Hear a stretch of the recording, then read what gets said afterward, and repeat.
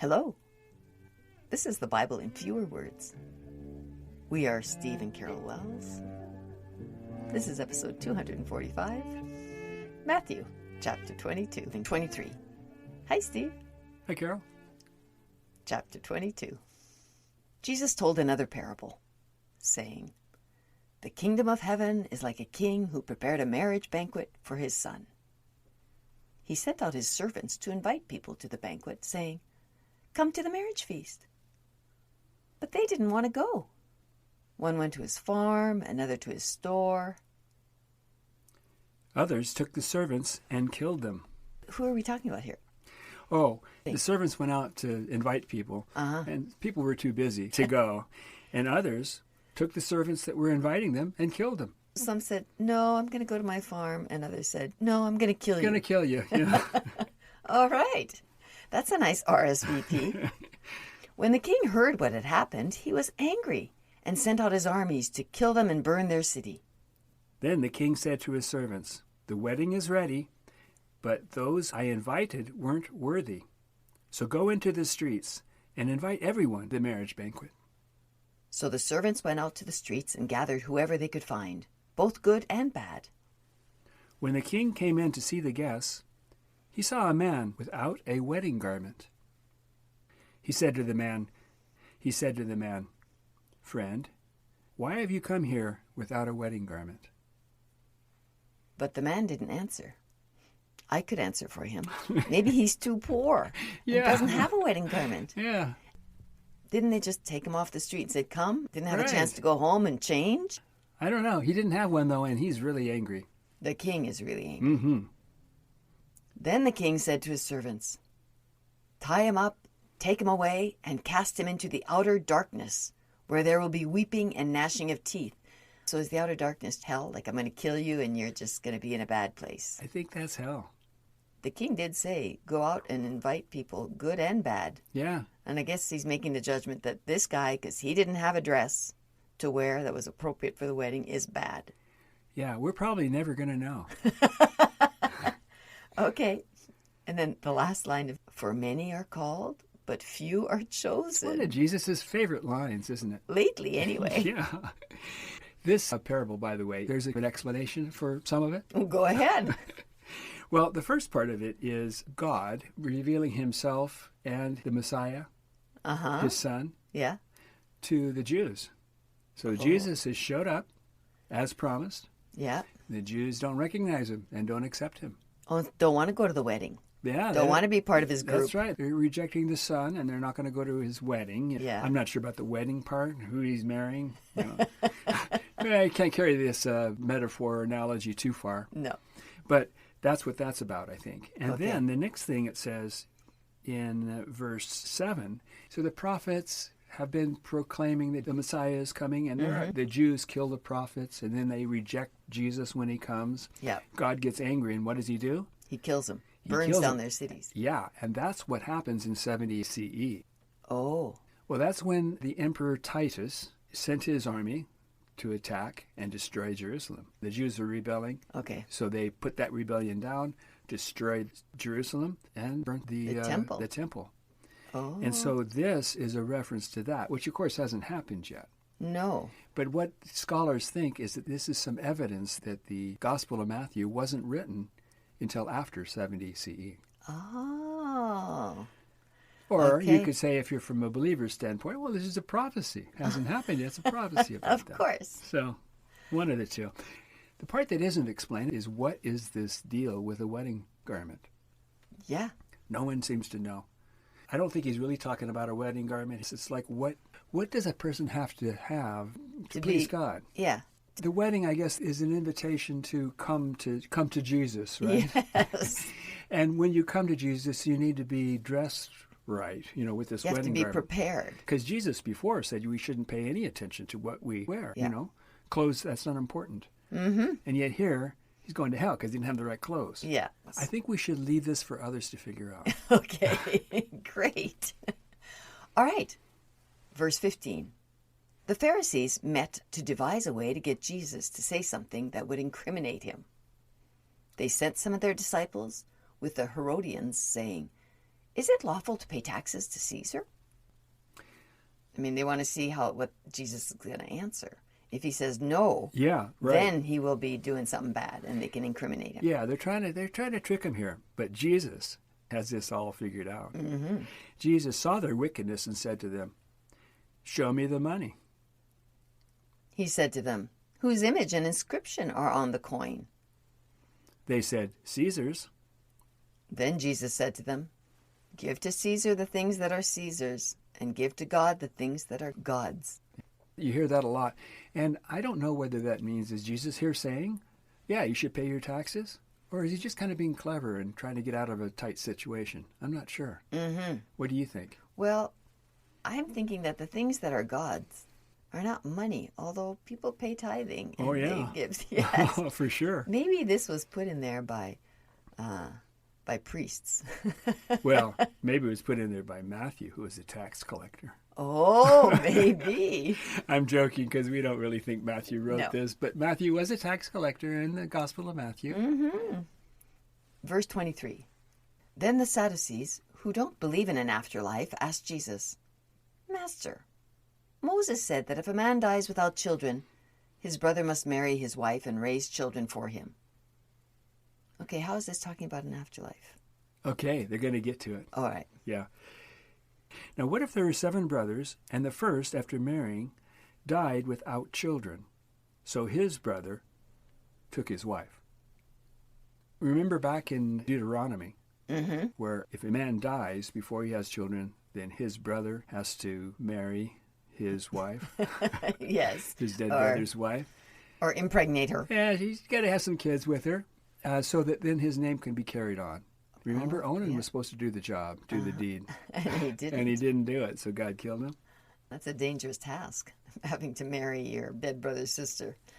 Verse 26. Then the second brother died, and the third died without children, all the way to the 7th. What is going on with those men? Yeah. And then the wife died. In the afterlife, which of the 7 brothers will be her husband? Jesus said, in the afterlife, no one marries, but are like the angels in heaven. Really? Yeah. The angels, remember I always thought they were women, and you said, no, they're men. But I guess they're neither. No, they're not neither, because sometimes the angels had sex with the daughters of men, with women, and had this race of giants. Okay. And that's why God had the flood, because he got so upset about that. At least it seems like that's why he had the flood. So angels apparently can have sex. They don't in heaven, but sometimes they fall down to earth, the fallen angels. Yes. And then they misbehave. I even have more questions now. So in the afterlife, no one marries, but are like angels in heaven, so they can have sex with anybody. Is that the deal in heaven? Oh, maybe. I think he means that sex isn't a thing in heaven. Uh-huh. That maybe people have sex. They have the equipment for sex, but they don't actually do it. And there's no marriage. Marriage is not a thing in heaven. Mm-hmm. Marriage is not a thing in heaven. But they can have sex. Like, it doesn't say they can't have sex. But I think he's, well, yeah. Okay. It's a good point. It does seem like he's saying, hey, you don't understand. This is not going to be a problem. This woman had seven husbands, but she's not going to have a husband in heaven. So she can just have sex with all 7 of them. Sorry, I'll let that go now. Yeah, I think they're not going to have sex. I think there's a sign in heaven. No sex, no marriage, none of that. Cut that out. Okay, so verse 32. God isn't the God of the dead, but of the living. Yeah, that kind of explains it. No, it doesn't. Dead people don't have sex. It should be in parentheses there. All right, verse 35.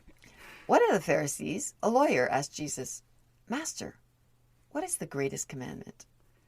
Jesus said, "Love God with all your heart, soul, and mind. This is the first and greatest commandment. And the second is like the first. Love your neighbor as yourself. These 2 commandments are the basis for all the laws and the prophets." You know, I was going to ask why this person had to be a lawyer. Yeah. And now it's because, these are the basis for all the laws. It's not a good thing to be a lawyer in the Gospels. Why is that? the lawyers are the ones that are paying attention to all of the law. Oh, yeah. The law of the Old Testament, which Jesus is saying. Sometimes he says, you got to follow every jot and tittle. Other times he breaks the law and then kind of encourages others to. He's very inconsistent about that. That would make it hard for lawyers. Yeah. He had a thing against lawyers, and lawyers had a thing against him. But the thing that puzzles me is when he says that all of the law, the Old Testament law, it revolves around loving God and loving your neighbor. And it seems like some of those details aren't very consistent with that. Especially the love your neighbor as yourself. Doesn't seem to have anything to do with most of the law. And that isn't really a commandment, is it? I think you can call it a commandment. It's Deuteronomy 19:18, and it's stated as thou shalt love your neighbor as yourself. It's not a commandment in the sense of the Ten Commandments. It's not in the Ten Commandments that we usually think of as being the commandments. Yes. But the Jews think there's 613 commandments. Holy mackerel. That's right. Yeah, and there's actually... Mononymies. What's his name? Maimonides. Maimonides. Yeah. Okay, we got a little off track there. Yes, we're getting back on track here. Verse 41. When the Pharisees were gathered together, Jesus asked them, whose son is Christ? And they answered, the son of David. Jesus said, well, why then did David call him Lord, saying, the Lord said to my Lord, sit on my right hand until I make your enemies your footstool. I don't think I want to be a footstool. If David called him Lord, then how is he his son? Jesus says. No one could answer him. And no one asked him any questions after that. So, then you know what he's saying here? No. Well, the Jews think that the Messiah, who Jesus is claiming to be, would be the son of David. There's no doubt about that. Okay. Going to be born in Bethlehem. He's going to be the son of David. All right. Oh, that's why they had to do those genealogies. Yeah, that's right. Oh. So Matthew starts off his gospel with this big, long genealogy, right? Yeah. Showing that Jesus is the son, a descendant of David. Of course, it doesn't really show that because it just shows that Joseph is. That's right. Who isn't really his father. No. But that was the point of it, was to claim that being the son of David. Okay. So Jesus here is denying that. He's saying that the Messiah will not be the son of David, or at least he's saying he isn't the son of David, and you shouldn't expect the Messiah to be the son of David. Just because I'm not the son of David doesn't mean I can't be the Messiah. That's what Jesus is saying. Okay. So this is a contradiction, right? Because the Hebrew Scriptures are fairly clear that the Messiah would be a descendant of David. Yeah. But in the Psalms, which is what Jesus is quoting here, the Psalms were thought to be written by David. They weren't, of course, but that was the tradition that he was working with. And so he's saying, well, David said, the Lord said to my Lord, sit at my right hand, by my right side, and I'll make your enemies your footstool and all that. So how could he be his son when he's calling him his Lord? Yeah, it's that's not. messed up. I don't think that Jesus' argument is just super great. But basically, he's saying, I'm not the son of David, and I shouldn't have to be in order to be the Messiah. Okay, so he's not denying being the Messiah. He's denying being the son of David. Okay. Or at least he's saying, why do you say that he should be the son of David? And I think he's doing that because, I'm not. Yeah. Chapter 23. Then Jesus spoke to his disciples and to the crowd, saying, do as the scribes and the Pharisees say, not as they do. They wear large phylacteries and have fancy tassels on their robes. Remember phylacteries? I do remember phylacteries. That was back in... And I always want to think of the word prophylactic. Do you remember what they were? Little boxes on your head. And on your left arm. Okay. Into this leather box and put that on our forehead and on our arms, and then we'll fulfill that commandment in the law. It'll set us apart. Yeah, people will know. Okay, so that's what that guy's doing. Okay. And they still do that today. Not all Jews, but the Orthodox Jews do when they're praying. The scribes and Pharisees love to be greeted in the market with, Rabbi, Rabbi. But none of you should be called Rabbi. Don't call anyone on earth Father. Your only Father is in heaven. He definitely says this, just flat out like says, don't call anyone Father.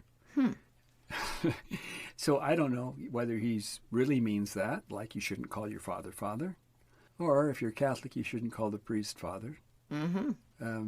It's a strange thing for him to say, but he says it there. And don't call anyone on earth your master. Your only master is Christ. Which I guess he's saying, your only master is me. Whoever is greatest among you will be your servant. And whoever exalts himself will be humbled, and whoever humbles himself will be exalted. Woe to you, scribes, Pharisees, hypocrites! You travel all over the land and sea to make one convert, and then you make him twice as worthy of hell as you are. Whoa. You blind fools! You are like whited tombs that appear beautiful on the outside, but inside are filled with dead people's bones and all unclean things. You are the children of those who killed the prophets. You serpents, you generation of vipers, how will you escape the damnation of hell? I sent you prophets, wise men, and scribes, and you crucify some of them. Scourge them in your synagogues and persecute them in the cities. You are guilty of all the righteous blood that has been shed on earth, from the blood of Abel to the blood of Zacharias, the son of Barachias. Verse 36. All these things will come upon this generation. O Jerusalem, you kill the prophets and stone those who are sent to you. How often I would have gathered your children together, as a hen gathers her chickens under her wings, but you refused. Your house will be desolate. You won't see me again until you say, blessed is he that comes in the name of the Lord. All right. He's saying that the Jews are responsible for pretty much everything bad that's ever happened in the whole history of the earth, right? Yeah. They're responsible for every murder since Abel. This is Jesus. Shouldn't he be different? Well, yeah. Oh, yeah. Okay. Why is he talking like this? This is the way Jesus talks. Jesus, when he's talking about his enemies or his adversaries, Those that don't follow him? yeah, he speaks this way. He condemns them, calls them fools, says they're responsible for everything bad that's ever happened throughout human history. One of the reasons why the Gospel of Matthew is viewed as being so anti-Semitic, because it's basically saying, he's talking to the Jews here, the Jewish leaders, Yeah. and he's saying that they are responsible for everything bad that's ever happened. God sends them prophets, they kill them. All the bad they've stuff. murdered. They've been murderers and liars since the first murder was committed. He says the murder of Abel all the way up to Zacharias, right? So Jesus is responsible for everybody hating Jews because he was the first primary Jew hater. Oh, well, It's just dawning on me now. You know, when you think about Jesus, you think, oh, he's this nice guy. Well, He gave his life for us. yeah, We should be grateful. he says some nice things now and then, but you remember that what we're hearing here in this speech that we just got from Jesus is not the words of Jesus. These are the words that whoever wrote Matthew, the Gospel of Matthew, is putting into Jesus' mouth. We don't know what Jesus said. He may not have said anything like this. So we have to keep that in mind. What we are learning is what views did the author of Matthew have? He definitely was upset at the Jews for rejecting Jesus. And saying this is what Jesus would have said about them. Yep. Saying that's what Jesus did say about them. I mean, that's what he's saying. Yep. So no one knows, of course. We don't have any idea what Jesus might have said. Yeah. But this is what the Gospel of Matthew says he said. All right. Well, thank you. I'll have to think upon this. Thanks, Steve. Yeah. And thanks, listeners. We'll see you at the next episode. Bye-bye. Bye.